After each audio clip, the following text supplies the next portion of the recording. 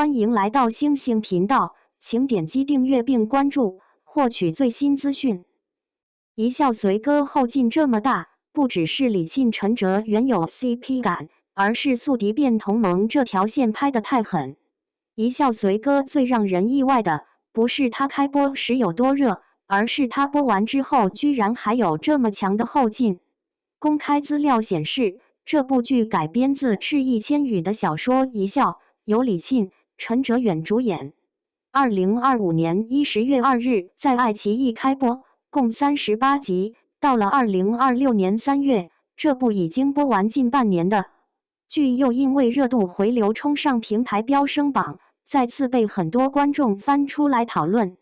它会被重新捞起来看，不只是因为演员有号召力，更因为这部剧最容易上头的地方，本来就不是普通古偶那种看颜值等撒糖。一笑随歌的设定一开始就很抓人。平陵一战，锦绣国红衣女射手傅一笑一箭射伤速杀大皇子凤随歌，扭转战局。可不久后他坠崖失忆，等在与凤随歌重逢时，两个人已经从战场上的死敌，变成了互相利用又不得不彼此依靠的关系。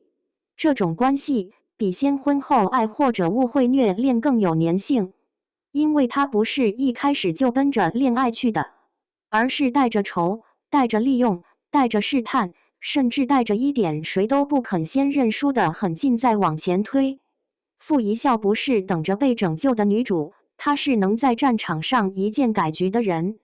凤随歌也不是只会深情凝视的男主，他带着恨，也带着查清真相的目的靠近他。两个人从相杀到并肩，这种关系天然就比单纯发糖更有张力。所以一笑随歌真正能把人留下来的，不是失忆这个老梗本身，而是他把老梗拍出了新的钩子。失忆、宿敌、互相算计、追杀、自保，这些元素单拿出来都不稀奇，可他把这些东西拧在一起之后，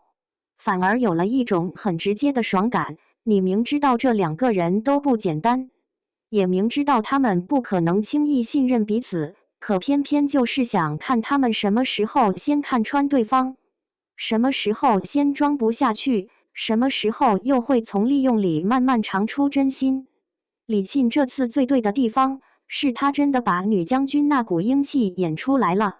外部讨论里对这部剧的一个共识就是，傅一笑这个角色并不只是漂亮，她有战场气，有判断力，也有在失忆和围杀中依然能撑住局面的韧劲。这样的女主放在古偶里，本身就比模板化的柔弱但倔强更有记忆点。她不是只负责被爱，而是从头到尾都在推动局势。陈哲远这边能把凤随歌撑住，也不是因为这个角色有多完美，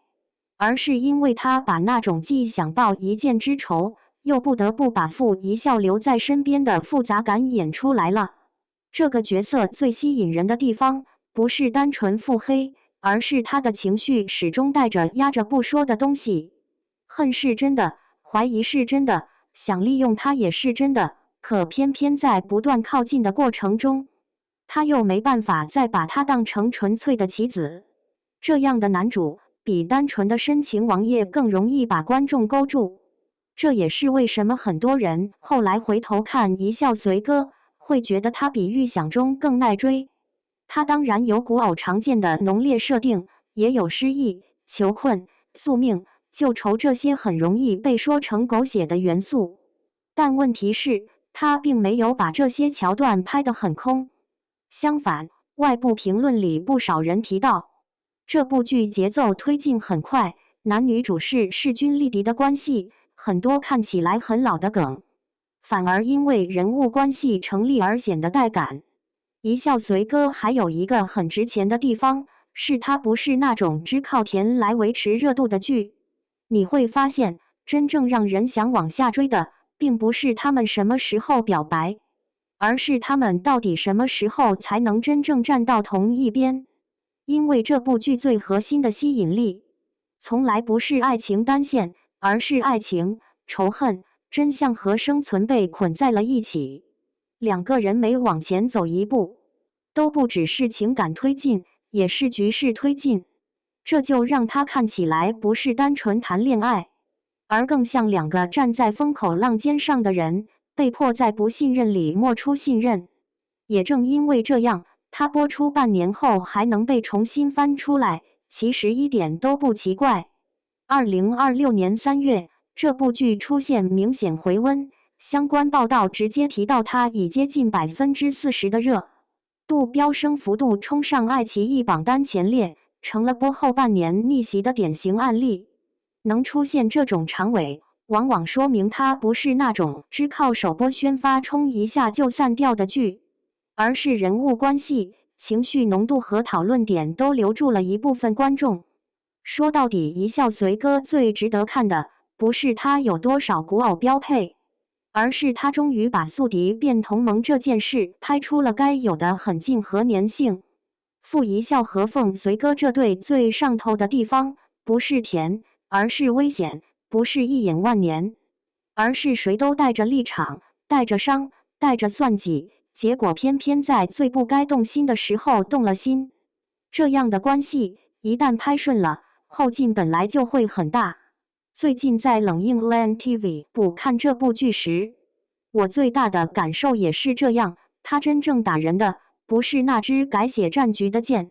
而是那之后两个人明明都不肯低头，却还是一步步把命和心都交到了对方手里。